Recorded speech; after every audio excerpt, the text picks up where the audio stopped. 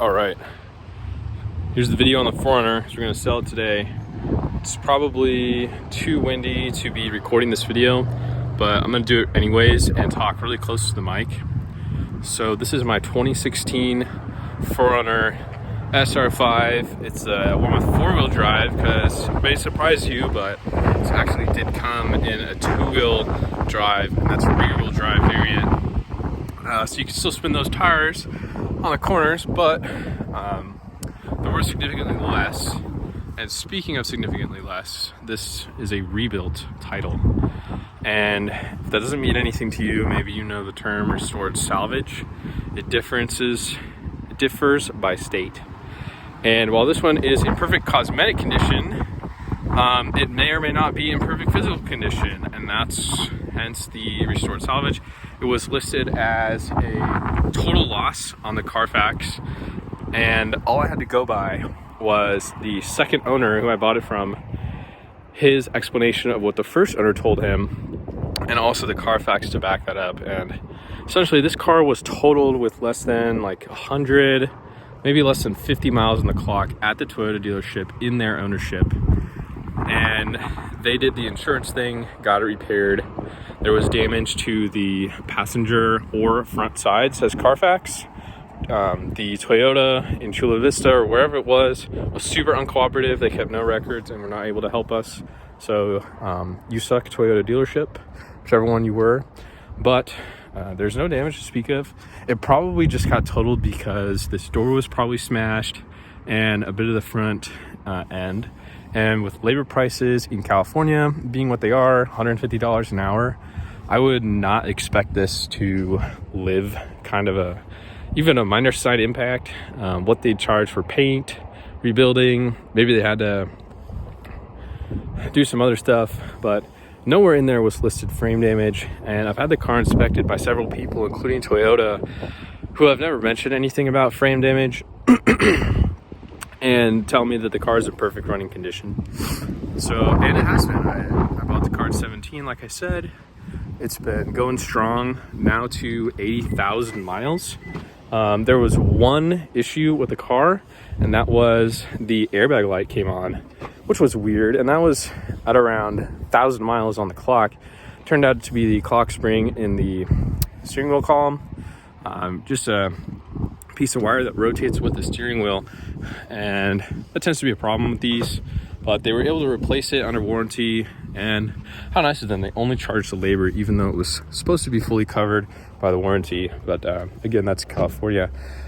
And otherwise, the car is in just about perfect condition. I mean, I can point out the only existing problem really is that this trim disconnects, but you just need a couple clips. And then this little snap bar, snap handle is falling off. But otherwise, perfect cosmetic condition. A couple quality of life upgrades I have done to this car are the vent visors by AVS. I prefer the look of the bubbled out original ones rather than the low profile ones that meet in the center, and they're just a really quality item. I've also had tint installed. I had wheels, tires, and recently added the cat package, as you can see.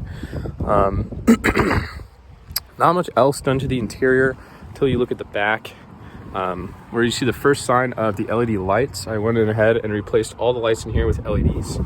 That was super cheap on Amazon and just took about an hour or so. I used to have a fire extinguisher mounted here, it's like that I had to sell the car. I've added this button here that allows you to roll down the window and unlock the trunk when the car is in park and when you may be sleeping back here during camping, which is super helpful. I did some red and white DOT C2 safe tape here because I was picking up and dropping off a ton of people in college on busy like bar streets, and I wanted this car to be as visible as possible, which actually really helped, I think, when people are throwing open doors on a 35-mile-an-hour super busy downtown street. So I recommend that. And over to the driver's side, we also have this Sprint booster. throttle controller, and one of the only complaints I had with this car was it was really sluggish to open the throttle body when you slam the accelerator, like you're trying to merge in traffic or something like that. And this opens it up pretty much right away. You can adjust the setting, but it reduces the delay between in throttle response. And people say, oh, you know, it's placebo, you can't feel it. You definitely feel it. I highly recommend this. It was $300. Yes, it's worth it. I keep it on the highest setting. In here, I put a little locking box. This was an upgrade I absolutely needed because I carry a gun. Sometimes, you know, you should never leave your gun in your car, but if you have to, it's a lot better if you have a safe. So that was installed just for like emergency situations. I can also keep, or my wife can also keep a person there. We got a pro clip mount here. I mean, this is all just kind of finishing touches stuff. Nothing actually serious changed with this car. I spent a lot of time waxing, detailing this car, and it shows. The paint's in excellent condition despite being ungaraged for the entire length of my ownership, which is 6 to 7 years, and probably the entire length of the other people's ownership. And this is in Arizona and Southern California sun, so this is absolutely perfect condition. There are a couple of rock chips, of course. We've got the PIA silicone wipers. I replaced these probably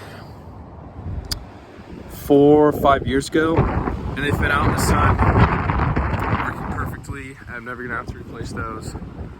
Yakima Mega Warrior roof rack was like $300 plus the $300 extension. I mean, that was not cheap by any means.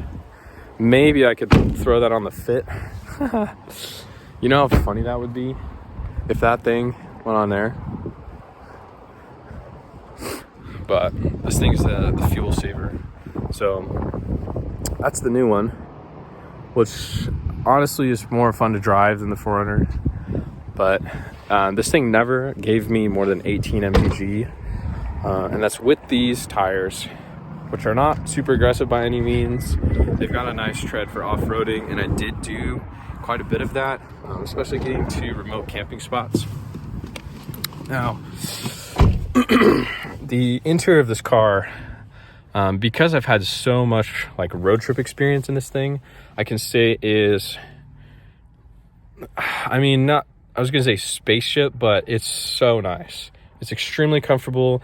The seat has sufficient lumbar support for the driver's side. Now, the passenger side of the base model has no lumbar controls, but you can move the seat forward and back and recline it. I don't think you can move it up and down. I'm not sure if that's true for the higher spec models, and probably that Lexus GX right there, which is essentially a nicer version of this car, if I'm not mistaken. Definitely shop into the Lexus GX when you're looking at the 4Runners, which is something I did not do. And other things I didn't do was get this pre-purchase inspected before paying, I think, $27,000 in 2018 for this 2016 car with 17,000 miles. So for some reason had a rebuilt title, had a total loss. I would definitely pay to get it inspected. You have time to do that despite you think you're getting a deal, because rebuilt cars do not sell quickly and a bunch of people flake on you. It has taken us about 4 weeks since listing to sell this car. We originally had it listed for $29,000, which seemed to be a fair price when looking online. There aren't too many examples of this, but with any rebuilt car, you're gonna have almost next to zero rebuilt examples unless it's super popular. And the cool thing about the 4Runner is it is super popular. So we'll let the engine warm up, all the lights go off, and I just want to show YouTube that I started the car. There are no lights on the dash except for the brake, which I can turn off right now by releasing the e-brake. It's got 85,566 miles. The VIN is right here on the inside of the door. Ouch, just got static shocked. You can see the VIN right here, JTE BU5, and it ends in 466. Made in Japan, all the good stuff.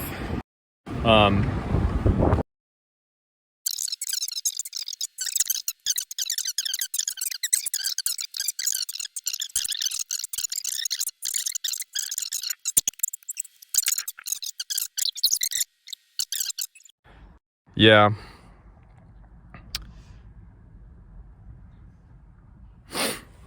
Yeah, it's gonna be tough, but it's been pretty good. All the off-roading stuff works. Good condition. Installed the backup camera switch, which is pretty nice. Forgot to show that. Lets you toggle for your added front camera and a rear camera.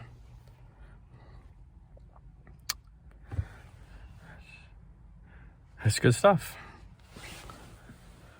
Say bye.